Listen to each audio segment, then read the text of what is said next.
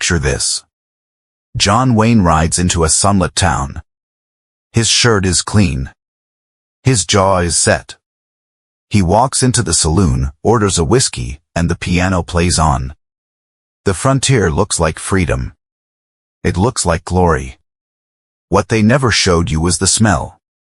The moment you stepped off that wagon in 1878, the stench hit you like a wall. Human waste baking in the August heat. Animal carcasses rotting in the street. Open wounds turning black in the summer air. That was the real frontier. And if you were sick, if you needed a doctor, what waited for you was not mercy. It was a man with a saw, a bottle of whiskey, and no idea what he was doing. The textbook sanitized the truth. Tonight, we don't. Welcome to Grim Frontier. I'm going to take the next 12 minutes of your life and show you what frontier medicine actually looked like. Not the Hollywood version. Not the sanitized museum exhibit. The real thing. The blood. The screaming. The quackery dressed up in a black coat and called itself science. You've been sold a fairy tale for 60 years. It ends now. Let's begin where every story on the frontier began, with the body. The average American settler arriving on the frontier in the 1870s was not the broad-shouldered hero you saw on the silver screen. He was underweight. His teeth were rotting from a diet of hardtack, salt pork, and black coffee. His hands were cracked and infected from constant exposure to wind, cold, and unclean water. His spine was compressed from months on a wagon bench. His lungs were already fighting a low-grade infection from trail dust thick enough to choke a horse. And he hadn't bathed in 6 weeks. This was the body that frontier medicine had to work with. A body already compromised. Already fighting. Already losing. Now understand this. In 1875, there was no germ theory in common practice.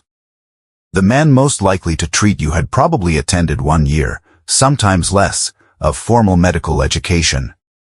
Many had attended none at all. They had read a pamphlet.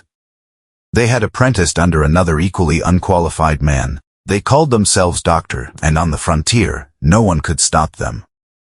The American Medical Association had been founded in 1847, but its reach on the frontier was essentially zero.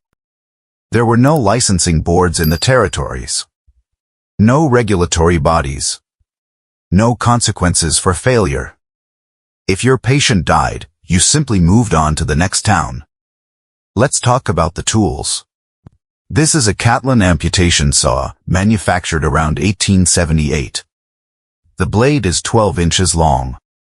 The teeth are designed to cut through the femur, the largest bone in the human body, in under 90 seconds when sharp. By the time most frontier surgeons used one, it hadn't been properly cleaned in months. Here is what you need to understand about amputation on the frontier. There was no anesthesia in most field settings until the late 1880s, and even then, access was wildly inconsistent. What a frontier surgeon had was chloroform, when he could get it, or whiskey, or nothing at all. 2 men held you down. A third held the lamp. The surgeon worked fast, because speed was the only mercy he had to offer. The operation itself took between 60 and 120 seconds. What came after took weeks, without sterile technique, without any understanding that the bacteria on the surgeon's unwashed hands were now inside your open wound. Infection was not a risk. It was a certainty. The wound would redden. Then swell. Then begin to weep a discharge that smelled of rot and sulfur. The patient would spike a fever of 103, 104, sometimes 105 degrees. He would shake so violently that the sutures would tear. And the surgeon, seeing this, would nod gravely and apply a poultice of bread and milk to the wound.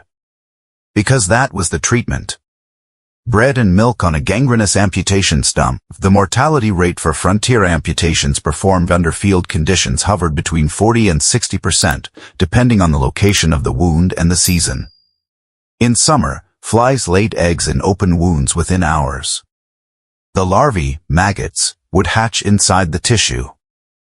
Surgeons, not understanding the biology, sometimes noted with confusion that wounds with maggot activity seemed to heal more cleanly. They were right, but they didn't know why.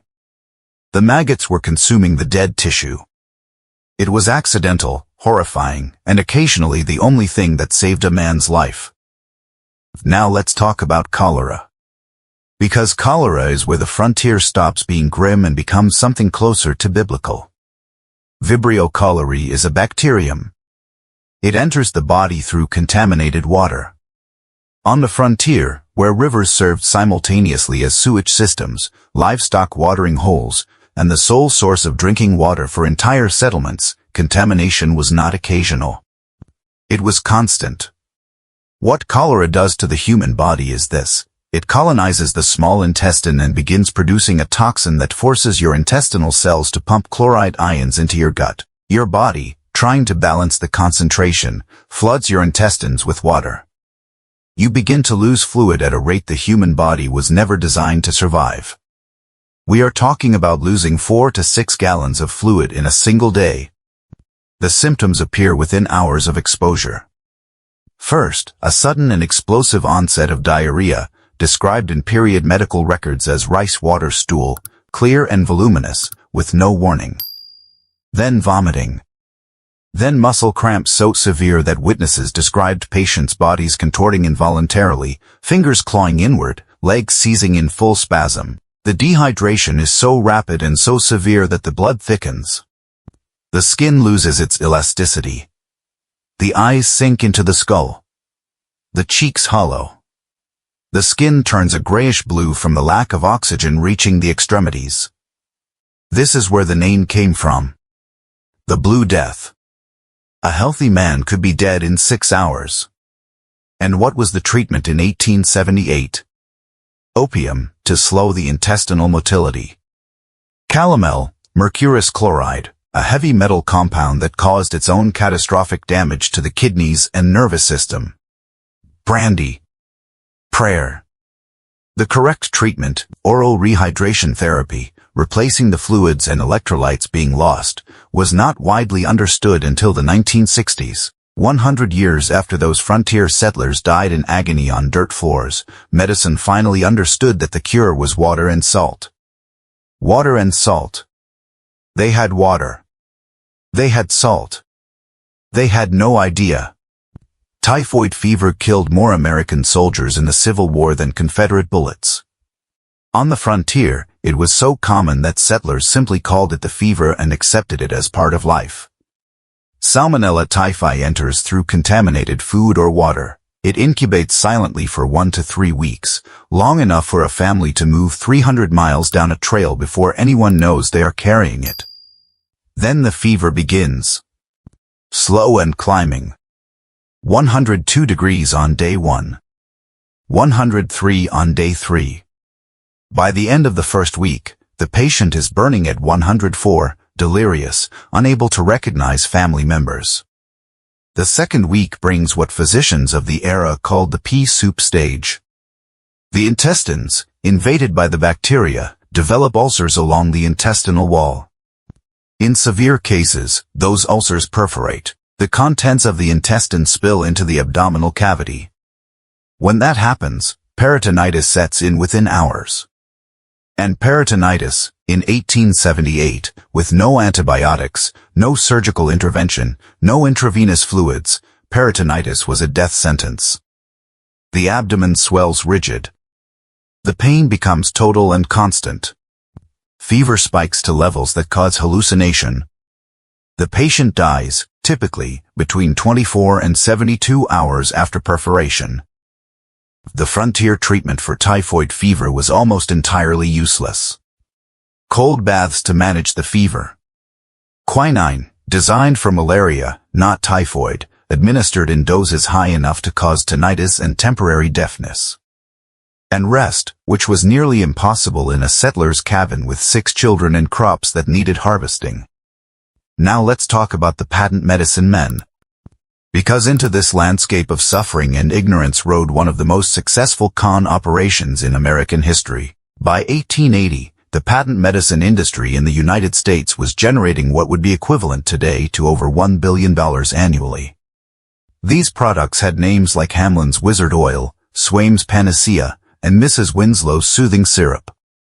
They claimed to cure consumption, cholera, cancer, rheumatism, nervous exhaustion, and female complaints. They contained, in documented laboratory analysis from the period, alcohol at concentrations of 40% or higher, opium, morphine, cocaine, turpentine, arsenic, mercury. Mrs. Winslow's Soothing Syrup, marketed specifically for teething infants, contained 65 milligrams of morphine per fluid ounce. They were sedating infants with morphine and calling it medicine. The men who sold these products were not stupid. They were brilliant. They understood their market with ruthless precision. They knew that a settler 300 miles from the nearest legitimate physician, watching his wife lose consciousness from typhoid, watching his child turn blue from dysentery, would pay any price and believe any claim if it came from a man in a clean coat who spoke with confidence.